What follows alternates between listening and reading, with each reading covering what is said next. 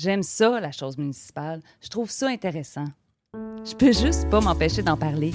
Mais vouloir comprendre la chose municipale, ça, c'est complexe. Ça peut ressembler à un cube Rubik. Ça a plusieurs facettes, des couleurs, des milliards d'agencements. Plus je m'y intéresse, plus j'ai envie d'en savoir et d'en parler aussi avec des gens. Dans cette série de balados, on parle du qui, quoi, où, quand, comment, pourquoi de la chose. Ici Corinna Bastiani et bienvenue dans la chose municipale. L'engagement pousse là où on le sème. C'est le titre du dernier livre qu'elle a coécrit en 2021. Laurence Bérère est chercheuse à la Faculté des arts et des sciences et au Centre d'études et de recherche internationale. Elle enseigne la participation publique et la démocratie locale au département de sciences politiques de l'Université de Montréal. Je suis à l'affût de ses recherches depuis plusieurs années. Elle en a publié qui sont pour moi des références. Ses recherches et ses enseignements s'articulent autour de la participation des citoyens à la gestion publique et à la démocratie locale. Pourquoi les gens s'intéressent ou pas à la chose municipale? Qui de mieux que Laurence Bérère pour en discuter? Pourquoi, selon toi, le municipal est le palier de gouvernement démocratique où l'on retrouve le moins de participation électorale même dans les dernières années, depuis toujours, même pratiquement, je dirais? Oui, depuis toujours. Oui, depuis toujours.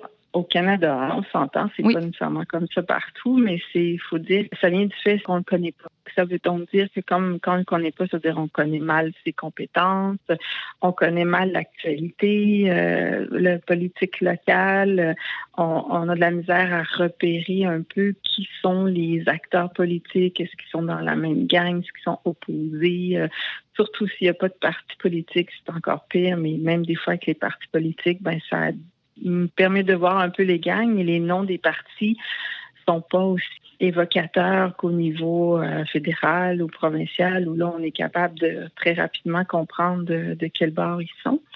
Puis donc, tout ça, ça veut donc dire que pour les lecteurs moyens, s'il y a un coût d'information tellement grand pour être capable de se faire une tête que c'est difficile et donc c'est décourageant. Donc, ça veut dire que c'est seulement ceux qui ont vraiment investi un certain temps qui vont avoir envie de voter. Et on n'a pas cette même difficulté-là au niveau provincial puis fédéral où, c'est ça, on connaît davantage, mais aussi il y a une visibilité vraiment plus grande dans l'actualité politique, ce qui fait que on n'a pas besoin d'être un initié pour quand même comprendre ce qui se passe, en fait. C'est quand même paradoxal parce qu'on dit souvent que c'est le palier de gouvernement le plus près du citoyen puis qui est le plus concret aussi dans les réalisations, de constater qu'il y a une méconnaissance des actions, des étapes, en fait, du municipal. Là. Ben oui, c'est vrai qu'on dit ça souvent, mais souvent c'est comme une grande phrase, mais on ne sait pas toujours ce que ça veut dire nécessairement. C'est vrai que ça veut dire peut-être qu'on peut rencontrer son élu facilement, alors que c'est son député provincial puis fédéral, c'est qu'on le croise jamais, alors qu'ils sont élus municipaux, on va peut-être le voir à l'épicerie, tout est assez régulièrement, où on sent effectivement davantage l'institution proche, mais même là, c'est pas si vrai que ça, parce que je sais pas, par exemple, l'école ou les services de garde ou ça a tout un aspect local, mais c'est le gouvernement provincial qui est derrière ça. Fait que les services courants qui sont pas municipales. C'est encore plus vrai au Canada où est-ce que les compétences des municipalités sont pas très grandes.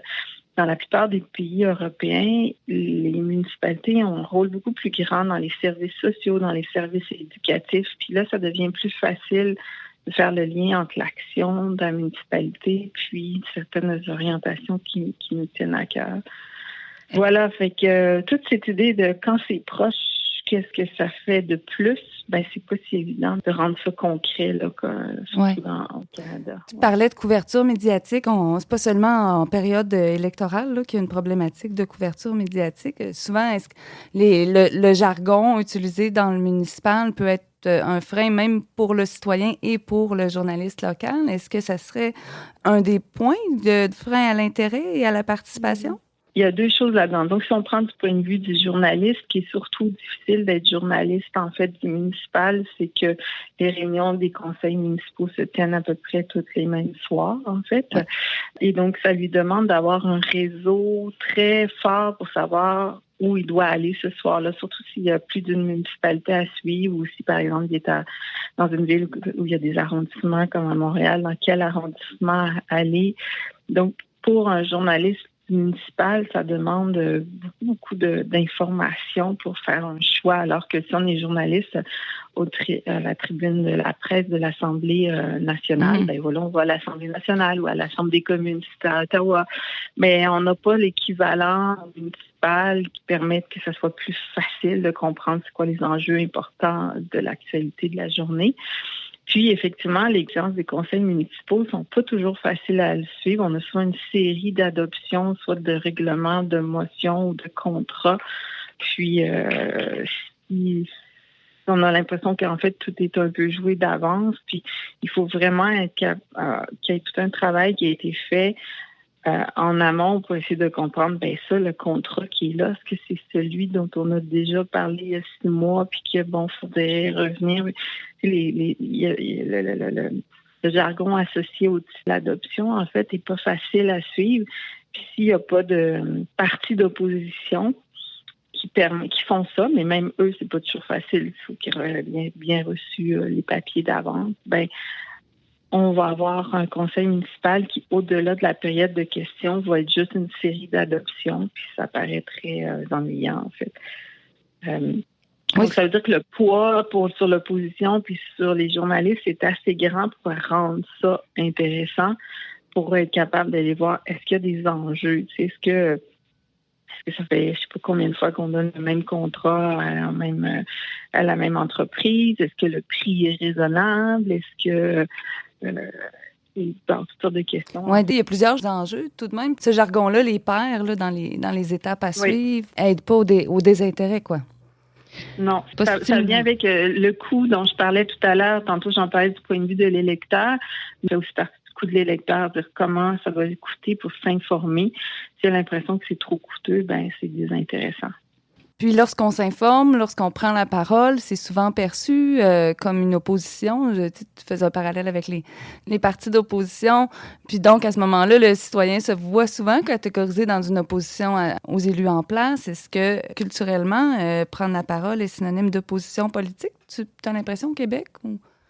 Je pense qu'en fait, c'est plutôt que ça vient du fait qu'on peut se parler directement. Dans le fond, je peux pas, moi, poser de questions au premier ministre provincial ou fédéral, mais au municipal, la beauté, c'est que je peux aller puis poser des questions aux élus, mais c'est pas toujours facile à recevoir pour les élus, surtout selon la conception qu'ils ont de leur rôle. Ils se disent, voilà, moi, je suis élu aux 4 ans, puis voilà, fait que maintenant, j'ai plein de pouvoirs, puis je peux décider comme je veux. Puis, en même temps, ça peut être aussi confrontant parce que c'est public, donc la manière que le citoyen intervient, l'élu peut mal le recevoir. Puis, il y a aussi, effectivement, le fait que dans plusieurs municipalités, il n'y a pas trop d'opposition. Donc, l'opposition, ça peut devenir le citoyen qui fait juste venir poser une question ou le journaliste qui fait juste son travail. Puis, l'élu, la manière qu'il traite ces deux acteurs-là, ça peut donner l'impression qu'il les voit comme des oppositions alors qu'ils font juste leur travail de citoyen ou leur travail de journaliste, en fait. Oui, et puis dans toute la politique participative, il y a une tendance quand même à vouloir créer des comités de citoyens. Puis souvent, quand des citoyens s'organisent, font des comités, on les voit justement comme des potentiels partis politiques en devenir. Ou est-ce que c'est possible, tu penses, des comités citoyens, pas pour s'opposer? C'est nécessaire, des comités citoyens? Oui, en fait, il y a deux choses. C'est que souvent, des fois, on crée des comités de citoyens quand il y a quelque chose qui ne va pas. Ouais. Jusque-là, tout allait bien. Fait que là, c'est sûr que là, il y a un conflit, puis c'est un peu normal. Là. C'est un peu ça arrive souvent. C'est la démocratie, là. Ils prennent naissance souvent dans une problématique, les comités citoyens. C'est ça, puis c'est ça qui fait que tout d'un coup, il y a un intérêt, puis il n'y avait pas avant, puis là, on se rend compte de tout ce que fait la municipalité, puis comment ça vient jouer... ça a des effets sur nous. Donc, c'est un peu normal. Le conflit, en fait, au sens noble du terme, amène des choses positives au sens où il permet de politiser des enjeux qu'on ne comprenait pas avant nécessairement. Souvent, les comités peuvent se créer comme ça, mais après, il va sans doute prendre son air d'aller puis continuer d'être un peu de l'opposition, mais aussi être dans la collaboration. Il y a souvent les deux, en fait, en même temps. de l'opposition sur un dossier, mais de la collaboration sur un autre. Puis je pense que pour un élu, s'il peut arriver à avoir un peu de collaboration, ça peut être bien parce que souvent, il est seul, l'élu, pour prendre ses décisions. Puis, travailler avec les citoyens, ça fait un peu comme si les citoyens étaient un peu ses yeux puis ses oreilles pour comprendre un peu qu'est-ce qui se passe dans son quartier, dans son district. Puis, parce que s'il n'y a pas les citoyens, ben il va aller voir d'autres personnes. Fait que ça va être, je sais pas, ça peut être un commerçant, ça peut être la chambre de commerce, ça peut être une sorte de groupe, en fait, qui existe. Puis, c'est correct qu'ils leur parlent, mais c'est aussi bien aussi que les citoyens puissent parler aussi. Moi, à chaque fois que j'ai vu des élus qui avaient parlé de ça, ils ont dit, ben des fois, nous, ça nous fait du bien qu'il y ait des comités de citoyens parce qu'on est moins seuls, en fait. Puis ça leur permet aussi d'avoir des fois aussi une force de négociation. Ils peuvent dire à je sais pas, un promoteur immobilier, ben fais attention, il y a un comité de citoyens, fait que c'est mieux de respecter ce qu'on te dit à la municipalité, tu sais. Oui. Fait que c'est une manière d'être moins seul dans son travail aussi, hein. Puis ils ont une expertise aussi. Tous et chacun a l'expertise de où il vit, là, finalement. Oui. Ah oui, pour les citoyens, oui, tout à fait. Oui. Puis c'est ça, puis l'élu, souvent, son territoire peut être plus ou moins grand. Puis c'est pas vrai qu'il peut savoir complètement tout ce qui se passe. C'est pour ça que ça peut être intéressant d'avoir la compétence, l'expérience des citoyens pour comprendre. Mais tout ça, ça se fait de façon...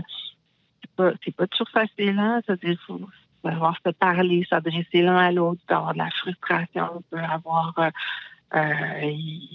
avoir toutes sortes, il y a des émotions qui se jouent là-dedans. Puis c'est encore plus vrai au municipal parce qu'à cause de la proximité dont on parlait tantôt, ça peut prendre en fait une ampleur auquel on n'avait pas pensé avant. Puis là, c'est là que peut-être que le comité de citoyens est mal vu, mais c'est juste parce qu'on ne sait pas se parler puis se collaborer ensemble. Oui, c'est l'art de la conversation, quoi, entre les citoyens et le politique. Est-ce que tu as l'impression qu'il y a une transformation des modes d'engagement ou il y a un désengagement? Est-ce que c'est générationnel? Est-ce qu'on assiste quand même à des transformations actuellement par rapport à l'engagement citoyen? Ce qui bouge, c'est beaucoup ce qui se passe entre les élections. Puis ça bouge aussi parce qu'il y a une forme, de plus en plus de citoyens voient différemment les compétences des municipalités. Tantôt, je disais qu'on les connaissait mal, mais avec les questions environnementales, on voit différemment toutes les questions d'aménagement du territoire, la question de la voirie, la question des matières résiduelles. Avant, c'était vu comme des enjeux plus ou moins techniques. Et puis aujourd'hui, on se rend compte qu'ils ont une portée environnementale qui fait que il y a plusieurs de citoyens qui investissent cet espace-là pour faire des demandes. D'où des demandes pour avoir soit des comités ou des processus participatifs entre les élections. Et puis, il y a aussi, en fait, des citoyens, en fait, qui sont pas nécessairement intéressés par la sphère plus institutionnelle, mais qui ont envie de faire des choses dans leur communauté. Ça a toujours existé, en fait, mais souvent, on n'y a pas porté attention. Puis, dans un contexte terrible pour la communauté puis de questions environnementales, il y en a un peu plus qu'avant. Donc, des gens qui ont envie de faire des initiatives dans leur environnement, donc que ce soit des initiatives en termes plus de verdissement, par exemple, ou de corvée, ou des choses comme ça. Et c'est pas de la participation politique conventionnelle au sens de faire une demande. Là, je voudrais que la municipalité fasse ça. C'est une requête, en fait, qui est généralement la position dans laquelle sont les citoyens. Un peu à l'exemple du carré Casgrain, en fait. Oui, que moi j'ai étudié, qui est carré Casgrain à Montréal, qui est comme des citoyens qui avaient au bout de leur rue, en fait, un terrain vague, qui ont décidé de le prendre en main. Puis au fur et à mesure que progressait leur engagement, ils se sont retrouvés à devoir parler avec l'arrondissement, alors qu'ils n'avaient pas prévu ça. Au départ, eux, ils voyaient juste jardinier puis avoir envie de mettre un peu de verdure dans leur coin un peu asphalté, en fait, si on peut dire. Et c'est là qu'on voit comment les citoyens, ils naissent pas avec la politique en eux. Il faut que c'est lié à un enjeu. Fait que c'est souvent lié sur leur action, des choses qui arrivent dans leur cours. Puis là, ils vont aller faire des demandes ou aller faire des représentations, etc. Parce qu'ils vont aussi changer de vision. Mm-hmm. Ils vont voir un carré de trottoir différemment de ce qu'ils voyaient avant. Mm-hmm. C'est comme avant, ils voyaient ça comme quelque chose de très technique. Puis là, ils se rendent compte qu'il y a toutes sortes d'enjeux qui viennent avec ça. On voit beaucoup de citoyens qui viennent à l'engagement, mais à travers des actions directes qu'ils ont fait avant, parce que souvent, ils ont envie de mettre la main à la pâte puis de contribuer, surtout dans un contexte de l'urgence climatique. Il y a plein de citoyens qui ont envie de faire des choses. Là, ils se sentent comme impuissants, puis ça amène quand même un moteur d'action, en fait. Je t'ai entendu parler de myopie démocratique lors d'une conférence dernièrement, une conférence web. Qu'est-ce que c'est, la myopie démocratique, Laurent? Oui. Je parlais de ça parce que c'était dans une conférence où, en fait, on parlait d'un projet de planification, d'un document de planification, en fait, qui visait, en fait, de penser les 30 prochaines années. Donc, il fallait se voir vraiment dans l'avenir, beaucoup plus loin. Puis moi, je voulais souligner le fait que, généralement, on n'a pas ça en politique, que notre système politique est fait pour penser sur un court terme, puis dans un contexte où on a des enjeux à moyen, puis là, on va dire de plus en plus à court terme, mais en tout cas moyen et terme qui sont assez importants, donc comme par exemple le changement climatique, pour y revenir encore. Le système politique nous décourage à pourtant voir à moyen terme, parce qu'il y a la réélection 4 ans qui fait en sorte que les élus sont pas nécessairement encouragés à penser au-delà de leur réélection. Il y a aussi le fait que c'est pas payant, même pour eux, en fait, de penser trop loin. Ils risquent de pas se faire réélire en tant que tel. Et donc, ça crée un système politique qui est comme pas capable d'embrasser certains enjeux, puis ça peut devenir très, très frustrant pour certains groupes ou des citoyens.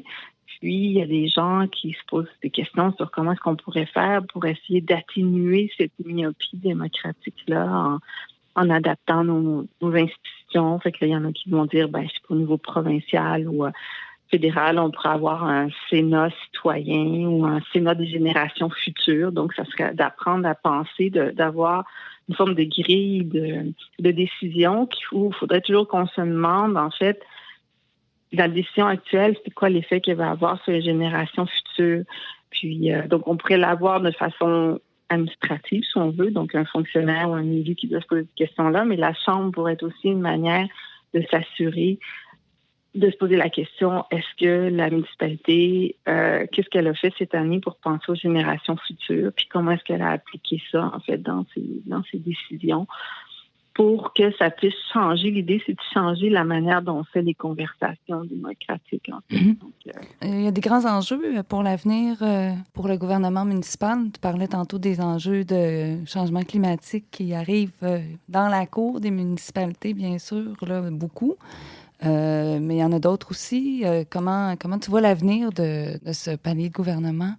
Je pense en fait que même au-delà des grands thèmes comme les changements climatiques ou l'aménagement du territoire qui illustre le changement climatique, etc., l'enjeu, c'est que les municipalités, effectivement, se retrouvent avec de plus en plus de responsabilités dans leur cours qui est liée à des répartitions des compétences qui sont pas adaptées à la réalité actuelle. Puis souvent, c'est des moments de crise.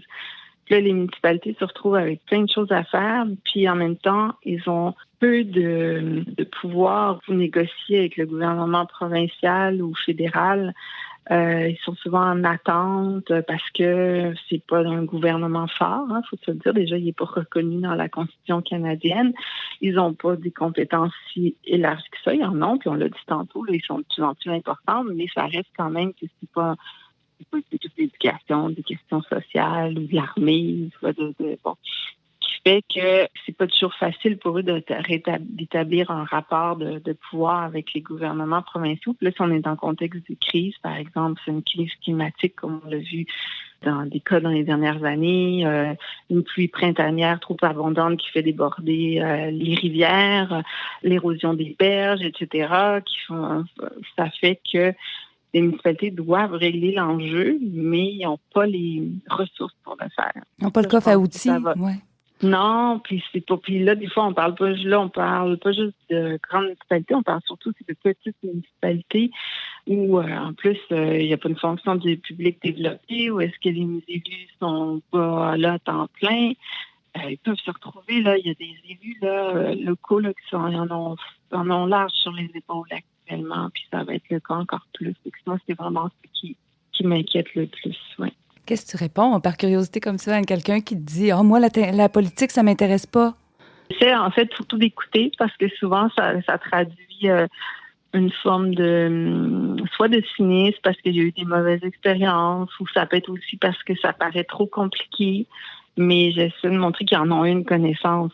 Il faut pas qu'il y ait peur, en fait, de la mobiliser, en fait. Puis je pense pas qu'on a besoin de tout connaître, le système politique, pour être capable de s'intéresser, en fait, aux questions politiques. Puis, comme je dis, politique, c'est pas la vie partisane, c'est pas la vie de l'Assemblée nationale ou de la Chambre des communes. Ça peut être juste qu'est-ce qui se passe dans son quartier. Puis ça, je pense que ça nous touche tous, parce que si on se rend compte que, je sais pas, les services au parc du coin, ils sont plus là, ou comme pendant le temps fort de la pandémie, il n'y avait pas assez de toilettes, ben c'est une question politique. Ça veut dire que les ressources sont pas là, puis ça veut dire que notre parc devient insalubre parce que les gens ont besoin partout, puis ça nous rattrape tout le temps, en fait. Laurence Bérard encourage donc les actions informelles et la prise de parole. Car, qu'on le veuille ou non, la politique nous rattrape toujours, dit-elle. Et au niveau local, encore plus. Chaque citoyen est expert de son coin de ville. Face aux enjeux qui sont maintenant dans notre cour, il est naturel de penser aux générations futures. Espérons pour la santé de la chose municipale, des communautés vivantes où les élus et les citoyens peuvent se parler. Merci d'écouter, de partager, de me contacter. Je vous invite à me suivre, à aimer la page Facebook Corina et la chose municipale et à visiter le www.corina.buzz.